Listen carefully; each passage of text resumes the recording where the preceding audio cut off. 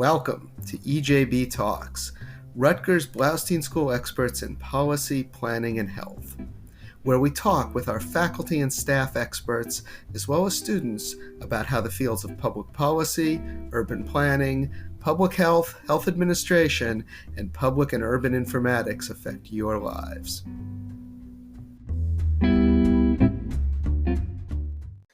Welcome to EJB Talks. I'm Stuart Shapiro, the interim dean of the Blaustein School, and the purpose of this podcast is to highlight the work my colleagues, and this season in particular, our alumni, in the fields of policy, planning, and health are doing. This 30th anniversary year for Blaustein, we are focusing on our alums and the contributions they are making around the world. Today, we're talking to Moses Salami, who received his bachelor's degree in public health from Blaustein and is now pursuing a health administration career. Welcome to the podcast, Moses. Thank you, Dean Shapiro. I'm happy to be here. Super excited. Thank you for having me. Excellent. That's the enthusiasm we like here at the podcast. Um, so let me start asking you a basic question. Yeah. What led you into the career of working on marketing for hospitals? That- it- See, I love those questions because my path wasn't a linear path. I didn't grow up saying, "Oh, I want to go into healthcare and marketing." But it's interesting how I got into it, and I think each point in my life connected me to this moment. Growing Uh-huh. up, I wanted to be a pediatrician. I love kids and everything like that. And then I get to college. You take a class that a lot of people know, organic chemistry, and then Ooh, I took that. Organic chemistry is one of those classes that really weeds those that are really serious that they want to be a doctor out or and not. And I always knew I wanted to be in healthcare. Healthcare has always been very interesting to me, especially when you look at Grey's Anatomy. I've always been very enamored with the hospital administrators and the CEOs on the show.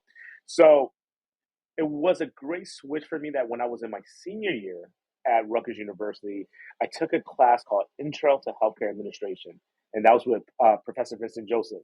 And Uh-huh. that class really opened my mind to different avenues and career paths outside of the clinical. And once I took that class, had a great conversation with Professor Vincent Joseph, I took my first step into getting into healthcare administration by applying to different hospitals. And my first job was at Memorial Sloan Kettering Cancer Center. And then from there, my understanding of operations and management and leadership in healthcare grew. So much so that I was presented with the opportunity to work in marketing at Holy Name Medical Center. And they were Uh-huh. really looking for someone that kind of had an understanding of how physician practices run, as they have a large physician medical group that continues to grow. And I seem to be the great candidate. So through the power of networking, having a great friend from graduate school that was there, also recommended me for the position as he thought I would be a great fit because I had practice administration skills, management skills, and I can bring that into a marketing team that's looking to evolve and grow. That's great, and it's a good lesson for a lot of people. Most of our careers were not linear. I took Yeah. organic chemistry because I wanted to be a chemical engineer, Oh, really? and look what I'm doing now. Right. So we all end up in places different than we often expect when we get into college, or maybe even when we get out of college. That So is true. glad to hear you share that. So I do have to ask. I'm going to ask the naive question. Um, why do hospitals need marketing? It seems like they have a pretty captive client base. Yeah, I mean, you would think so. I think you know, marketing is so important because there's so many different avenues that you can look at it, especially where we are in the Northeast. The Northeast, there's no shortage of healthcare organizations, no shortage of pharma companies. There's a lot of competition. We're a very dense area. There's a lot of people. So therefore, competition is fierce. So it's important for hospitals to really showcase their values, what they believe in, and what makes their organization special from the competitors. And that's what marketing teams really do. They really help present that big picture that hospitals have and condense that down into bite sizes that the public can understand and consume, whether that's via social media, in newspaper, magazines, digital marketing. Marketers really are at the core of doing that. And this also goes beyond just a graphic ad or things like that. Community outreach. Working with elected officials and developing different health fairs and events that can really connect the hospital to the community is so important. In this day and age, community engagement is super important for the public, the community to really know that, what, this hospital, this healthcare organization wants to be a community partner. They want to understand what's going on in the community and be a valuable partner. So marketing has really evolved over the years.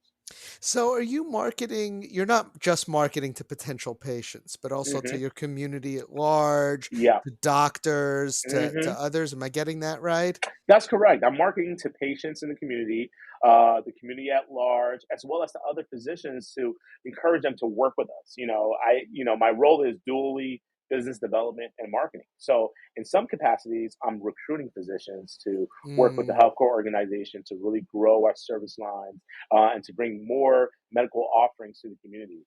One service line that we were able to get up and running here at St. Michael's Medical Center was the start of our stroke care line, where we have intervention neurologists now at our hospital able to provide stroke care to our hospital, to our patients, to the community, especially in this part of Newark in the Central Ward. Gotcha. I'm glad I asked because I did not pick up on that from the job description there. Hmm. So It how did always all this changes. Yeah, absolutely. So how did all this change during the course of the COVID-19 pandemic? Yeah, man, COVID. That was a busy time for the whole world. I would say. I think particularly at Holy Name, at that time because I was at Holy Name when the Uh-huh. start of the pandemic happened, and even through the height of it, and the response from our leadership team, from our CEO down to everyone in the hospital was amazing. Everyone stepped in, helped out, volunteering, doing what they can to play a valuable role in all that was happening.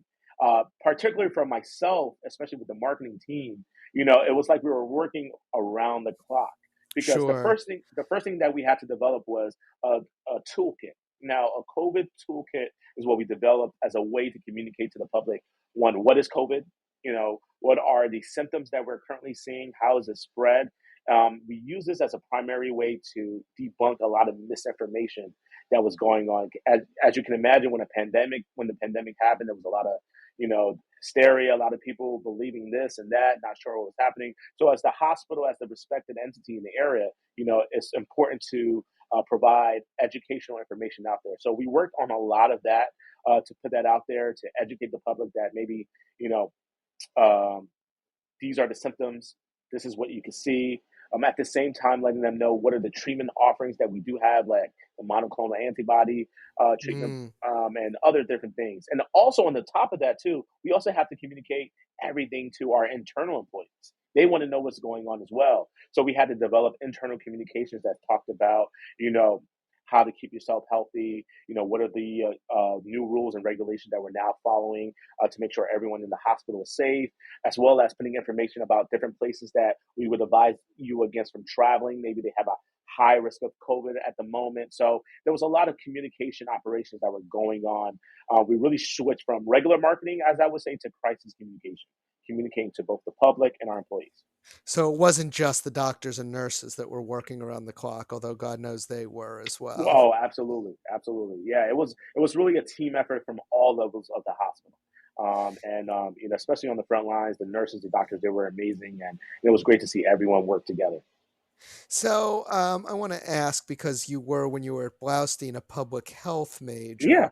major, before you got into health administration, I wonder which of the skills that you picked up doing that, even though your path did diverge from that some, that, you use in your current career? Yeah, just like you said, my undergrad is in public health, and I work in health administration and marketing now. But I will say, although I'm more on the health administration and marketing realm, a lot of the public health concepts and tools I learned really help me in what I do now. When I'm looking at different data sets right now that are presented to me as to prevalence of the different diseases that are happening in our county and our zip code. Those things also inform the type of marketing campaigns that we're doing. For instance, we want to make sure that we're find ways on how we can reduce, the prevalence of diabetes in our community. So therefore, looking at that data really informs me. Okay, we need to develop marketing campaigns, educational info sessions, health fairs that are around diabetes, so that the community can understand what it is. They can understand what are the ways to reduce your risk or your symptoms, and different things like that. So public health concepts is still at the core of what I do. And I will even say that, it was great for me to have that understanding of public health, because public health impacts everything that we do here in the hospital, especially in my relationships that I work with the health departments and other population health managers. I would bet that both your public health background and your health administration experience can help you answer my next question, which is, as you look to the future, what are the big challenges that organizations like yours face? That's a big question, and I'm sure anyone that's in policy probably could go on a large tangent about different things like that.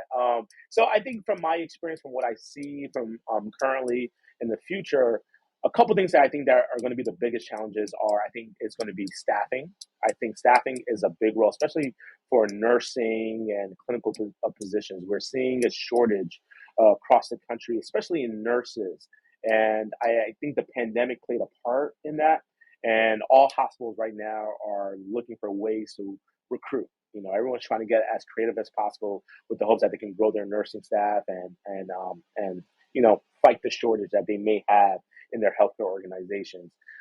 So that's one. I mean, I think another question that everyone always talks about is the healthcare model that we currently have in the United States. Whether that's, are we going to move towards value-based purchasing, or are we just going to stick with fee for service? And that's a great question, and I'm sure there's pros and cons to both sides of it.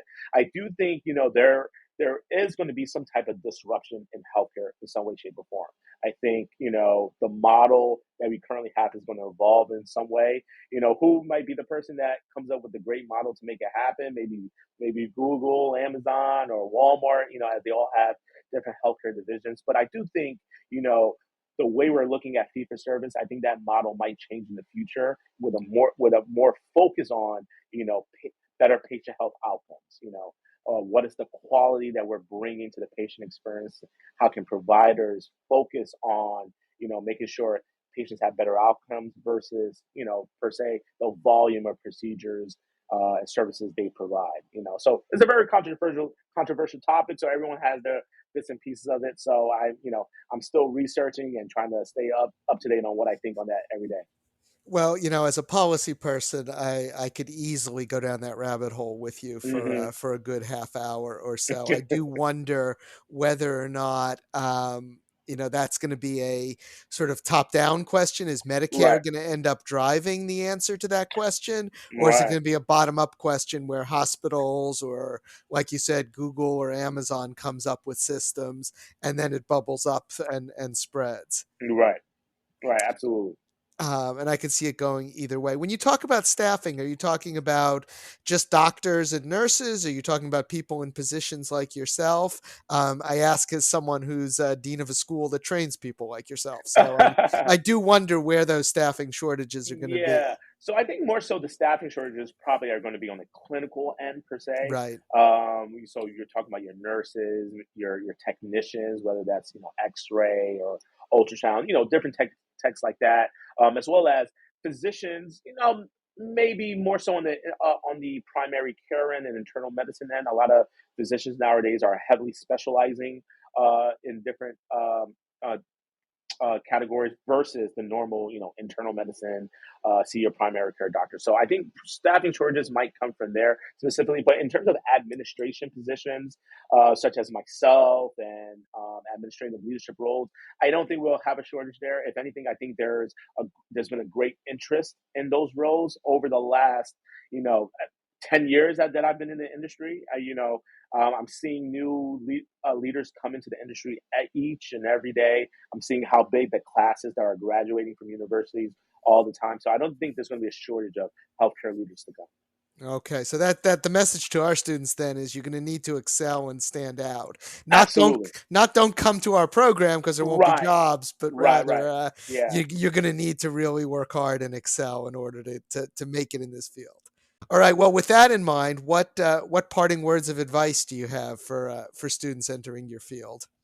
Yeah, so a couple tips of advice I would say for anyone that wants to get into health administration and marketing is, I'll give a couple gems real quickly. So number one, I always say this to everyone: networking is key. You want to be involved in the healthcare industry in some way, shape, or form. There are so many different associations out there that you can be a part of, like the American College of Healthcare Executives. The New Jersey chapter is very active. There's a lot of professionals in which you can plug into and meet. NASI New Jersey, which is the National Association of Health Service Executives. I'm part of the New Jersey chapter as well. Both of them have really been beneficial in my own professional development and also meeting other professionals in the healthcare industry. And that's great so that you can grow your network, see what other people are doing, collaborate, and see maybe, hey, maybe different opportunities can arise for yourself. So, someone that's graduating from Blaustein School, you want to get your name out there, you want to be active, network, and meet people. The other tidbit, which I think people will say is common knowledge, but when you're talking to college students, I always have to make it very plain and clear. Keep your LinkedIn and your resume up to date. Your LinkedIn and your resume is like your badge of honor. Recruiters are always looking for new talent, and you want to make sure that you are able to market yourself. Everyone might say I'm not a marketer, but hey, I always say you are a brand already. So market your brand. Therefore, you are a marketer. So how do you get your name out there? Have a great LinkedIn. Make sure it's filled out correctly. Have a great photo. You list your the past experiences you have, and make sure you try and take on new challenges at your current jobs and your internships. And the last piece I would say, internships are very, very important. The Blaustein is a great program, as I was a student there, and I had a great internship my senior year as part of my capstone project. And I interned at Rutgers University in Newark, and it gave me a great experience into seeing public health in action. And that really molded what I do now and really helped me get my first job. So internships are going to be very important. And the last piece I said, I know I said the other one was the last piece, The super last it's piece. the super last one. Public health, health administration is very broad. A lot of students go into this, but when you take on this major, really try and search what are you interested within the major. That can save you a lot of time, a lot of searching. Try and understand, is it quality? Is it, you're interested in the finance realm of things, the marketing end of things?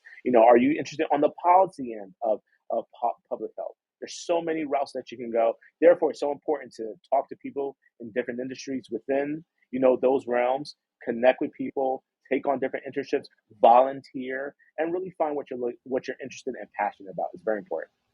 Great. Well, even though your last piece of advice was actually your next to last piece of advice, that was great and really helpful.